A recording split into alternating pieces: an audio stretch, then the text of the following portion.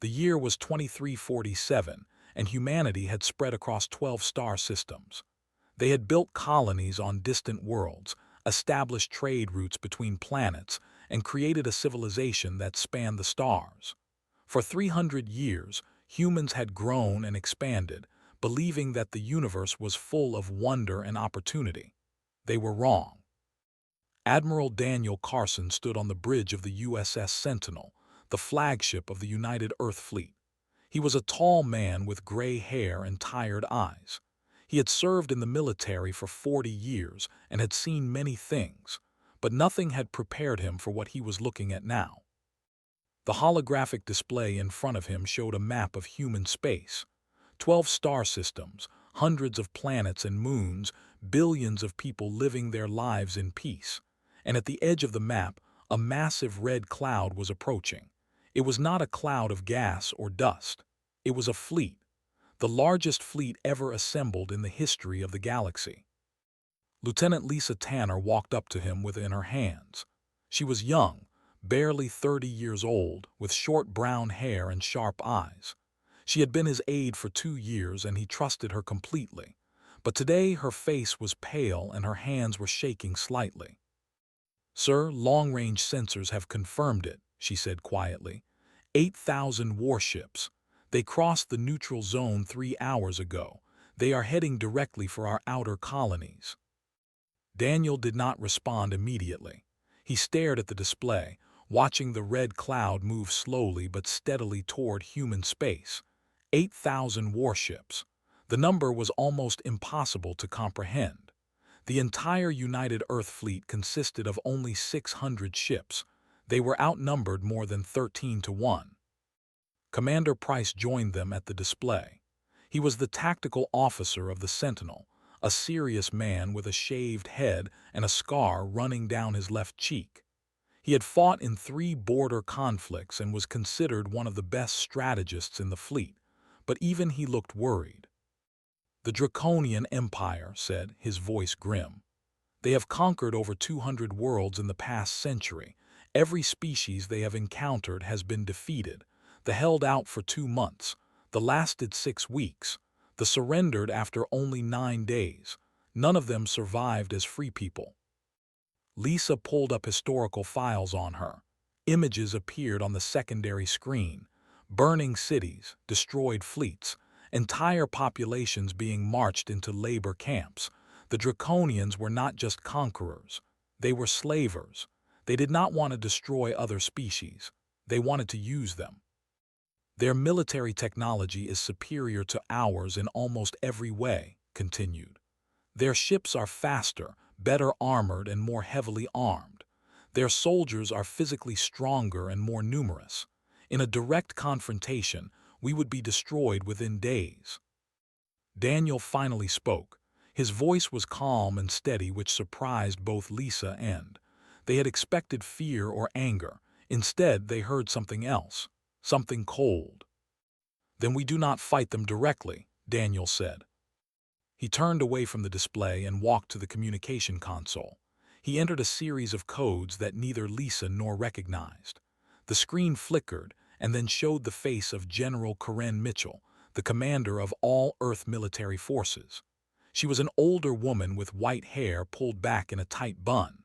Her expression was stern, but there was something in her eyes, something that looked almost like fear. "Admiral Carson," she said, "I assume you have seen the reports." "I have, General. 8,000 ships. They will reach our outer colonies in approximately 72 hours. Karen nodded slowly.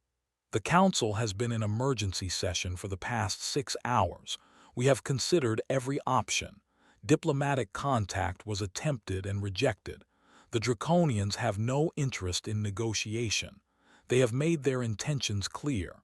Humanity will either submit or be destroyed." Lisa felt her heart sink. She had known this was coming, but hearing it spoken aloud made it real. Humanity was facing extinction. Everything they had built, everything they had achieved, was about to end. "There is one option remaining," Karen said. Her voice dropped lower as if she was afraid of being overheard. "Protocol 17. The words hung in the air like a death sentence. Lisa looked at and saw confusion on his face. He did not know what Protocol 17 was. Neither did she. But Daniel seemed to understand immediately. His face became even more serious and he closed his eyes for a moment. "Are you certain, General?" he asked. "Once we begin, there is no going back. We do not fully understand what we are dealing with." "I am certain, Admiral. The Council has authorized full implementation. You have complete authority to proceed." The communication ended and the screen went dark. Daniel stood motionless for several seconds, staring at nothing. Lisa wanted to ask what Protocol 17 was, but something told her to stay silent. Whatever it was clearly dangerous, and clearly secret. Finally, Daniel turned to face his officers. His expression had changed. The tiredness was gone from his eyes. In its place was something harder, something almost frightening. "During humanity's expansion into space, we discovered things," he said slowly. "Ancient things. Artifacts left behind by civilizations that existed before our sun was born. Signals coming from places that should be empty. Structures hidden in the dark spaces between stars. We studied them for decades. We learned things about the universe that most people do not know, things that would terrify them if they did." "Stepped forward, sir, what kind of things?" Daniel looked at him directly. "There are forces in this universe that are older than time itself. They exist in dimensions we cannot see or understand. They sleep in the void, dreaming dreams that have lasted for billions of years, and during our exploration, we found ways to communicate with them." Lisa felt a chill run through her body. She was a scientist before she joined the military. She understood physics and astronomy and the laws of nature. What Daniel was describing sounded impossible. It sounded like superstition or madness. But the look in his eyes told her that every word was true. "The Draconians believe they are the most powerful force in this galaxy," Daniel continued. "They believe that nothing can stop them. They are about to learn how wrong they are." He walked back to the command console and began entering a new series of codes. Somewhere deep in the ship, systems began activating. Systems that Lisa did not even know existed. "May God have mercy on them," Daniel said quietly, "because we will not." Outside the ship, in the cold darkness of space, something stirred. Something that had been waiting for a very long time. Supreme Commander stood on the command deck of his flagship, the Crimson Fury, and looked out at the stars. He was an impressive figure, even among his own kind. He stood nearly 8 feet tall, his green scales shining under the bridge lights, his yellow eyes sharp and intelligent. He had commanded the Draconian Armada for 20 years and had never known defeat. Today would be no different. Behind him, the bridge crew worked at their stations with perfect efficiency. Draconian soldiers were trained from birth to obey orders without question. They did not feel fear. They did not feel doubt. They only felt the desire to serve the Empire and bring glory to their species.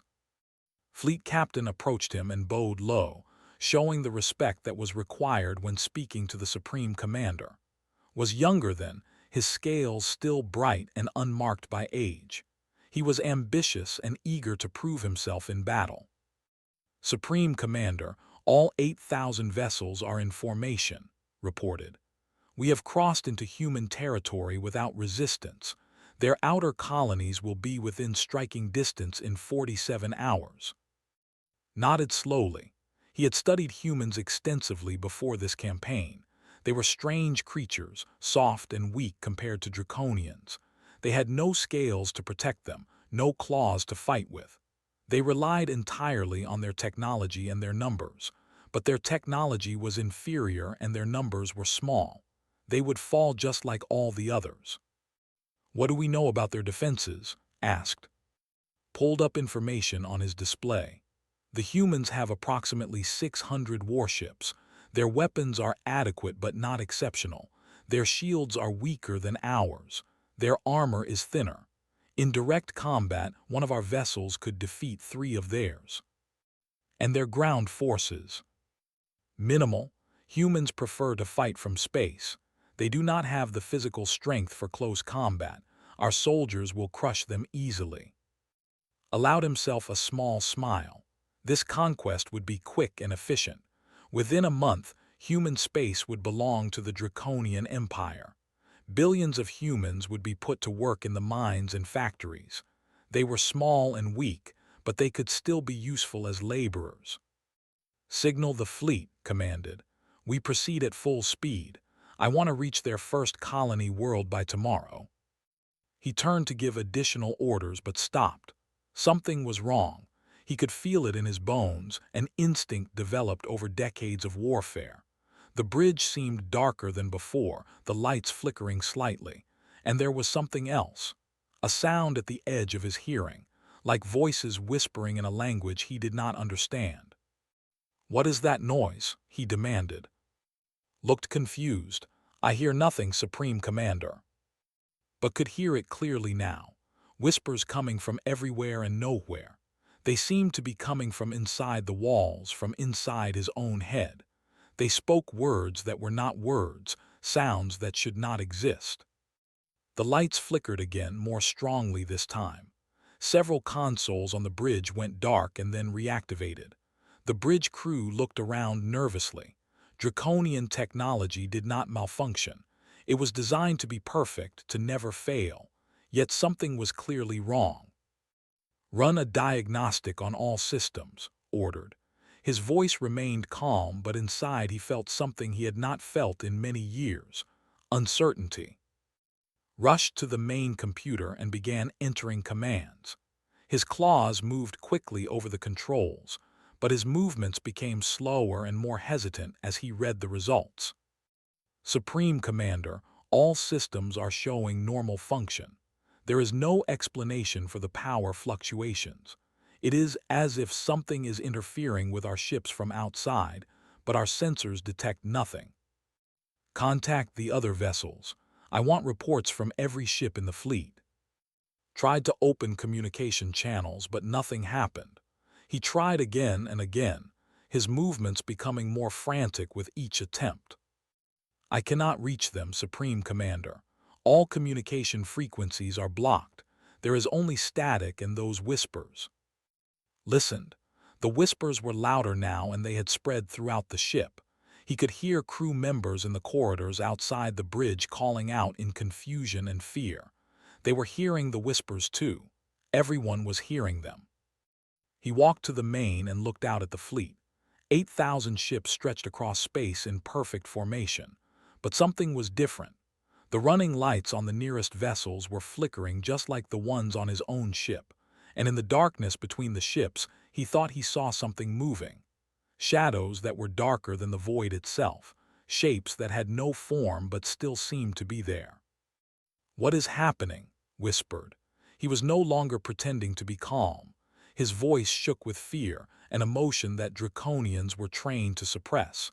But whatever was happening now was beyond any training. The suddenly changed.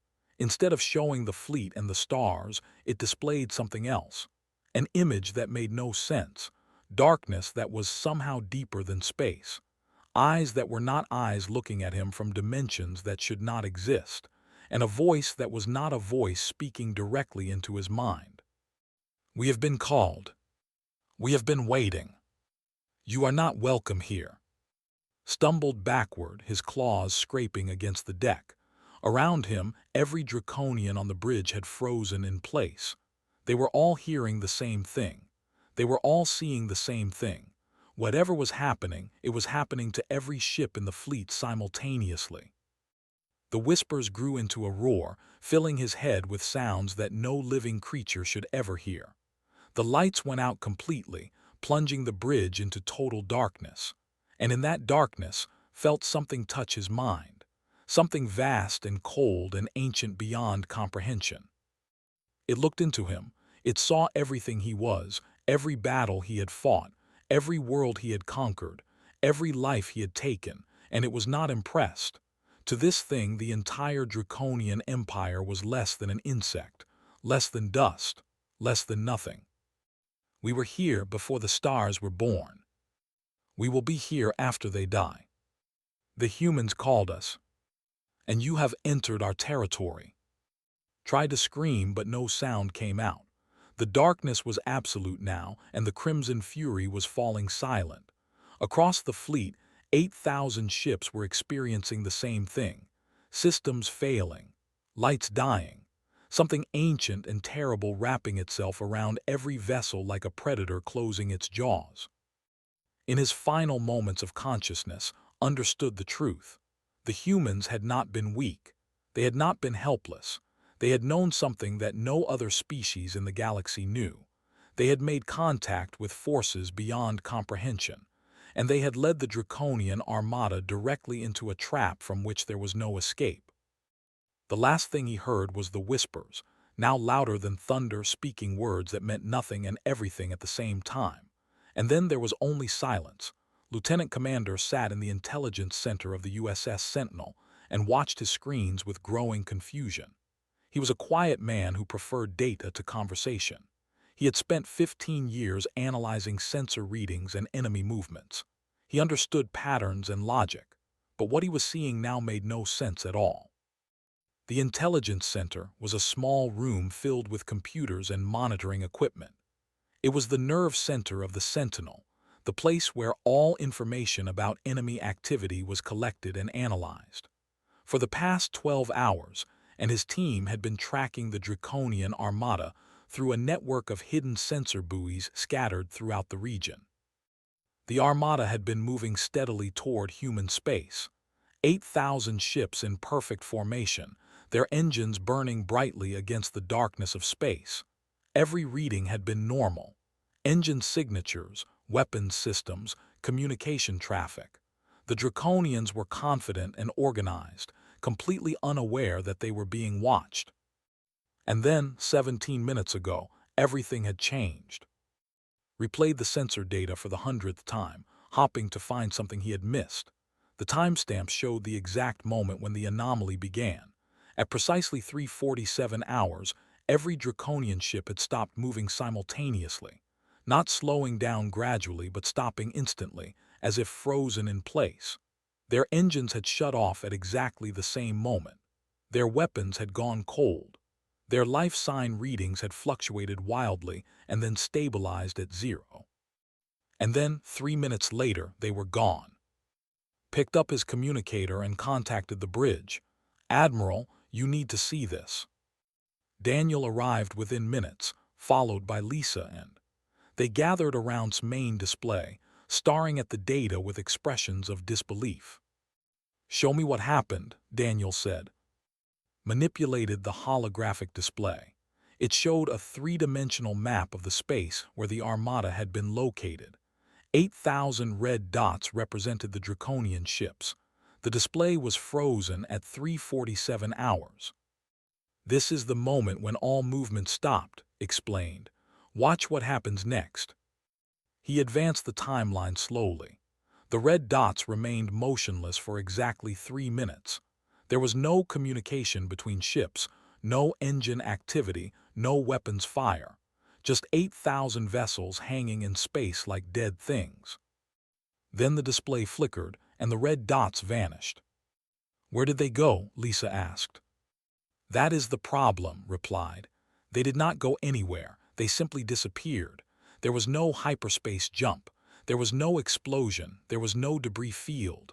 One moment they were there and the next moment they were not." Leaned closer to the display. "That is impossible. Ships do not just vanish. Conservation of mass and energy would require some kind of residual signature.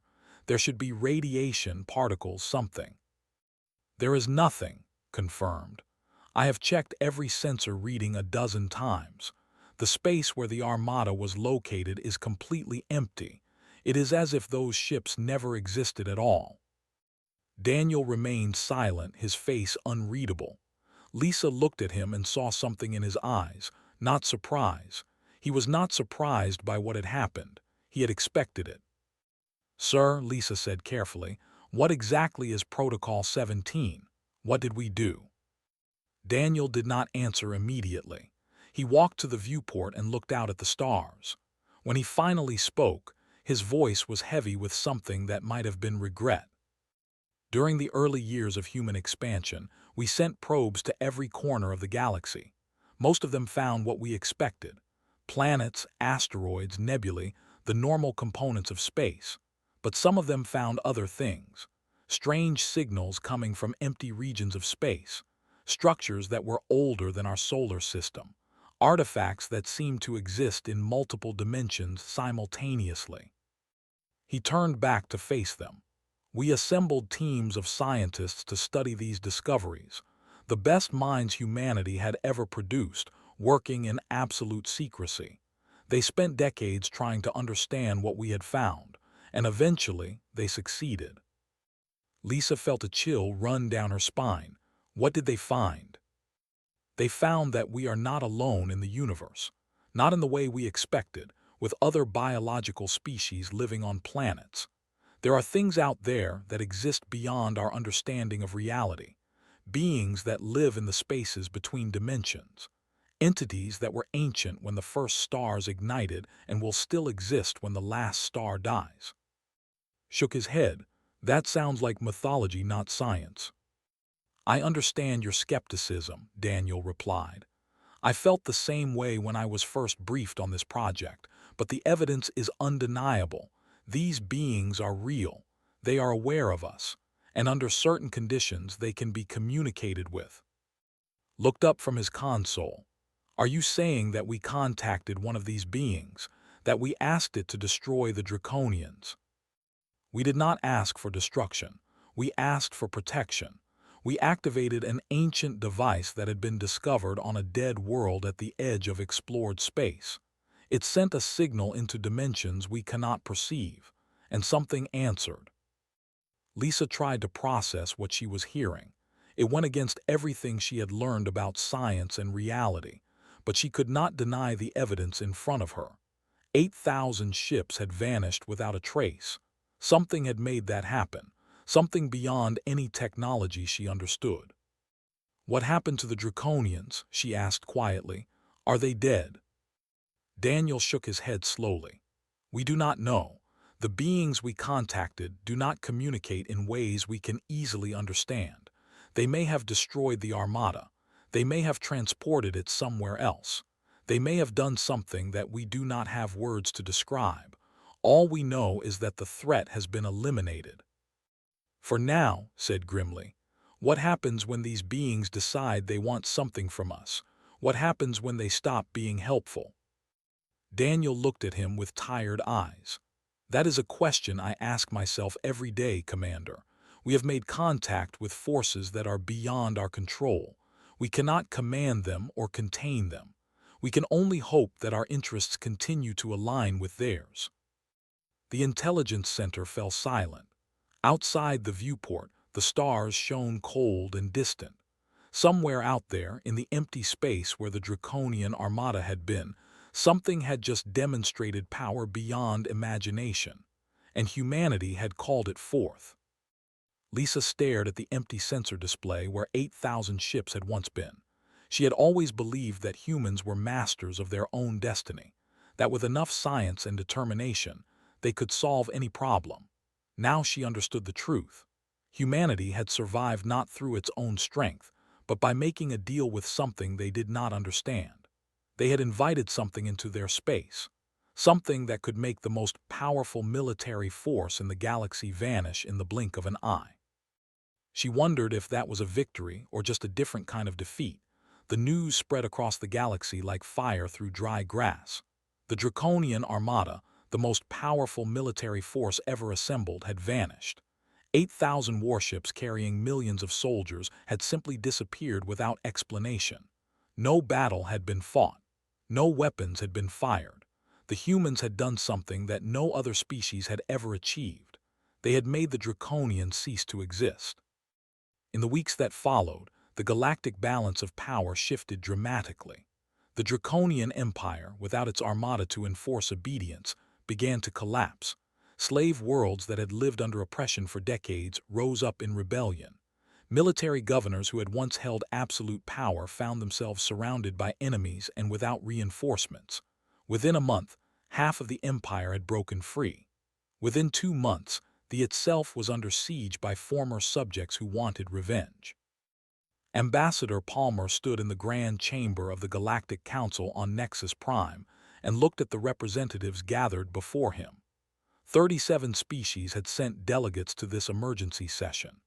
They came from every corner of known space, representing civilizations both ancient and young, and every single one of them was staring at him with a mixture of fear and suspicion. Was a diplomat, not a soldier. He was a tall man with graying hair and a calm demeanor that had served him well in difficult negotiations. But this was unlike any situation he had faced before. He was not negotiating for trade rights or border adjustments. He was trying to explain how humanity had eliminated the greatest threat the galaxy had ever known without firing a single shot. Of the remnant spoke first. They were a small species now, their population reduced by the Draconians to barely 1 million survivors, was old and his blue skin marked by wounds that would never fully heal. Ambassador Palmer, the people demand an explanation. The Draconians destroyed our civilization. They killed billions of our citizens. And now you tell us that they simply vanished. We find this difficult to believe. Nodded respectfully. I understand your skepticism. I would feel the same in your position, but I can only tell you what our sensors recorded. The Draconian Armada entered human space and then disappeared. We have shared all of our data with every member of this council. You have seen the recordings. There was no battle. There was no weapon signature. The ships were there and then they were not. You expect us to accept that explanation, Ambassador of the Demanded. Though we're an insect-like species, their compound eyes reflecting the chamber lights in 1,000 facets. 8,000 warships do not simply vanish. Something destroyed them. Something removed them from existence. And only the humans know what that something was.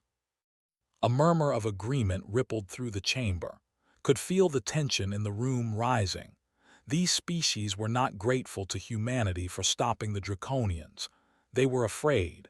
And fear could quickly turn to hostility. I did not say we do not know anything, replied carefully. I said we did not use a weapon. There is a difference. Humanity did take action to protect itself, but the nature of that action is not something I am authorized to discuss in detail. The chamber erupted in angry voices. Representatives shouted questions and accusations. Some demanded that humanity share its secrets. Others claimed that humans had become a greater threat than the Draconians had ever been. Stood calmly at the podium, waiting for the noise to die down. When relative silence returned, an ancient voice spoke from the shadows at the edge of the chamber. Every head turned toward the source. Prelate of the Observers stepped forward. His species was the oldest in the known galaxy, their civilization dating back over 1 million years. They rarely involved themselves in the affairs of younger races, preferring to watch and record rather than act. But when they spoke, everyone listened. Was impossibly old, his gray skin stretched tight over bones that seemed almost translucent. His eyes were large and dark, holding depths of knowledge that younger minds could barely comprehend. He moved slowly, each step careful and deliberate. The humans speak truth, said. His voice was like wind through ancient leaves, dry and soft but somehow carrying to every corner of the chamber. They did not destroy the Draconians. No weapon made by mortal hands could have done what was done, but they did summon the power that removed the Armada from this reality. Complete silence fell over the chamber. Even the most aggressive delegates dared not interrupt the prelate. There are forces in this universe that existed before the first galaxies formed, continued. They dwell in the spaces between dimensions, in realms that our senses cannot perceive. The ancients of my people knew of them. We learned to avoid their attention at all costs. We understood that to draw their gaze was to risk annihilation not just of bodies but of souls. He turned his ancient eyes toward. The humans have done what no species in 1 million years has dared to do. They have learned to communicate with these beings. They have asked for their intervention and received it. This is not a victory. It is an awakening. Leaned forward. Are you saying that humanity has allied itself with these forces, that they control powers beyond our understanding? Control is not the correct word, replied. One does not control the tide or the turning of galaxies. The humans have made contact. They have established some form of communication. But they do not command these entities any more than an insect commands the storm that carries it. Felt every eye in the chamber fixed upon him. He knew he had to say something, but what could he possibly say that would calm their fears? The truth was exactly right. Humanity had not defeated the Draconians through strength or technology. They had called something from beyond normal space and asked it to help. And it had helped. But no one knew why or for how long that help would continue.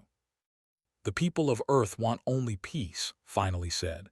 We did not seek conflict with the Draconian Empire. They came to destroy us. We responded in the only way we could. Whatever forces we have contacted, they have no interest in conquest or domination. They removed a threat to our existence and then. For now, said softly. But the door that has been opened cannot be closed. The humans have reminded the universe that there are powers beyond the petty conflicts of biological species. And now every civilization in the galaxy must ask itself a question.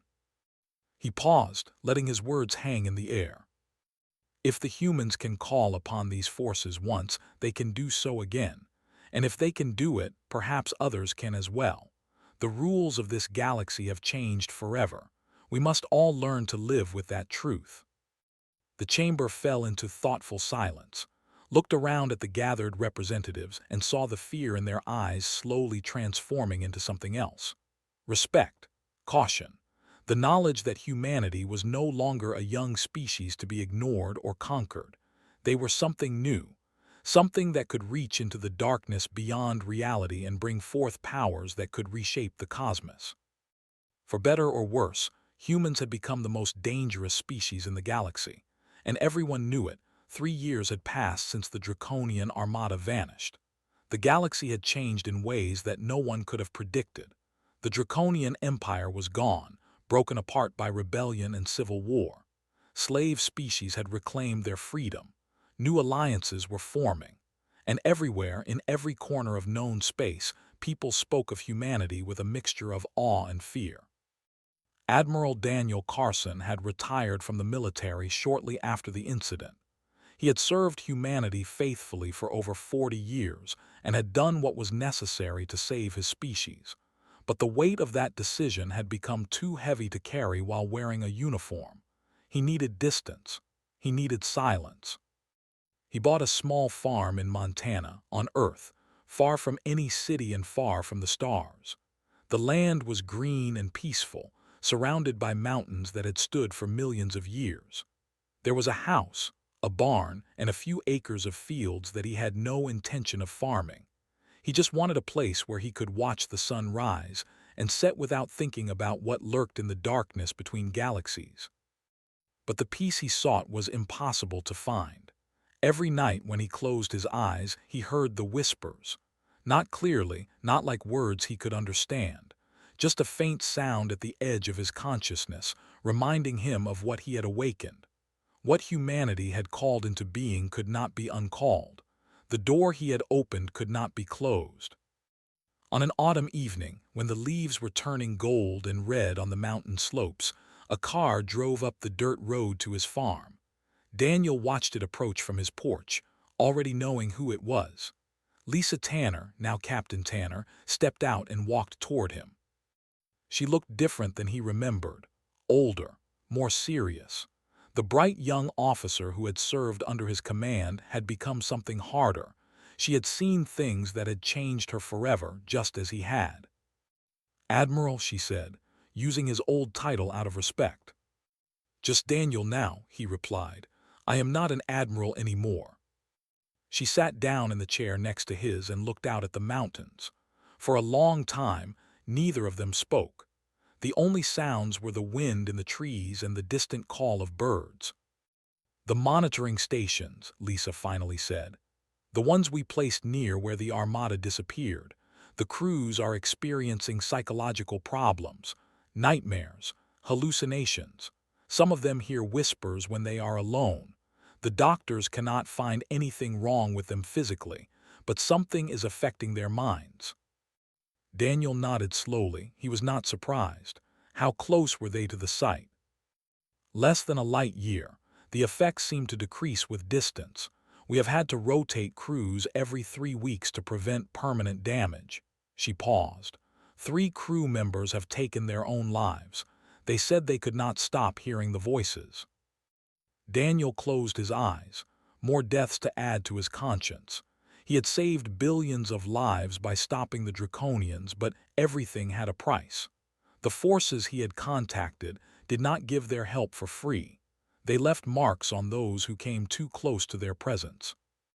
There is something else, Lisa said. The Galactic Council has officially classified humanity as a Type 7 threat. We are now considered more dangerous than any other species in known space. Trade agreements are being renegotiated. Military alliances are being reconsidered. Other civilizations are afraid of us. Good, Daniel said quietly. Lisa turned to look at him with surprise. Good, we are being treated as monsters. Species that once called us friends now keep their distance. Children on a dozen worlds are taught to fear humans. How is that good? Daniel opened his eyes and looked at her directly. There was no anger in his gaze, only the exhaustion of a man who had seen too much and understood things that he wished he did not. For 300 years, humanity spread across the stars believing that the universe was a place of wonder and opportunity. We thought that if we were peaceful enough, reasonable enough, enlightened enough, we would be safe. We were wrong. The Draconians did not care about our peaceful intentions. They saw us as prey. They would have enslaved or destroyed every human being in existence without a moment of hesitation. He stood up and walked to the edge of the porch, looking out at the darkening sky. We survived because we were willing to do something that no other species would consider. We reached into the darkness and made contact with things that should never be disturbed. We asked for help from forces that have no morality, no compassion, no understanding of life as we know it. And they helped us. Not because they cared about humanity, but for reasons we will never understand. Lisa joined him at the railing. And now the galaxy is afraid of us, because they know we can do it again if we have to. Yes, and that fear is our greatest protection. They were peaceful and reasonable. They tried to negotiate with the Draconians. They tried to fight with conventional weapons, and they were destroyed or enslaved. We survived because we proved that attacking humanity comes with a price that no one can afford to pay. The first stars were appearing in the evening sky. Lisa watched them, remembering how she had once looked at those distant lights with hope and curiosity. Now she saw them differently. She knew that in the vast darkness between those stars, things were moving. Things that had noticed humanity. Things that might be watching them even now. Do you think they are still out there? She asked quietly. The beings you contacted. Daniel nodded. They never left. They exist outside of time as we understand it.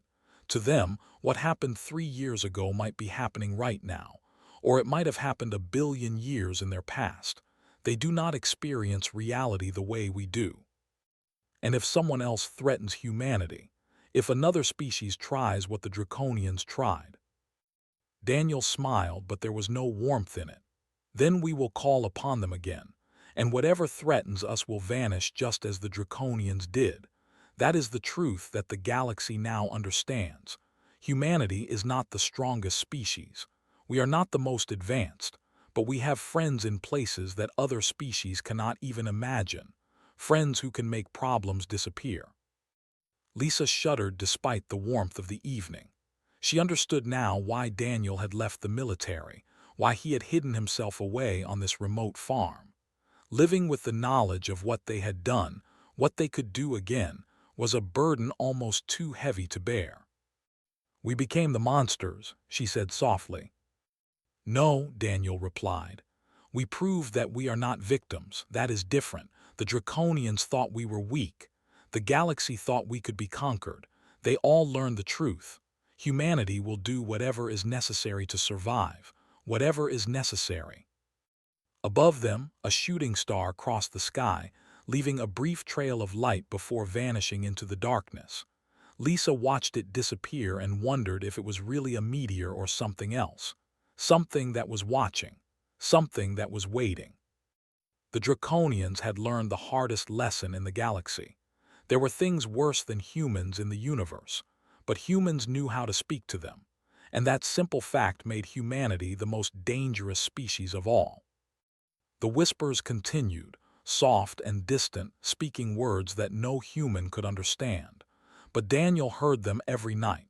He would hear them until the day he died.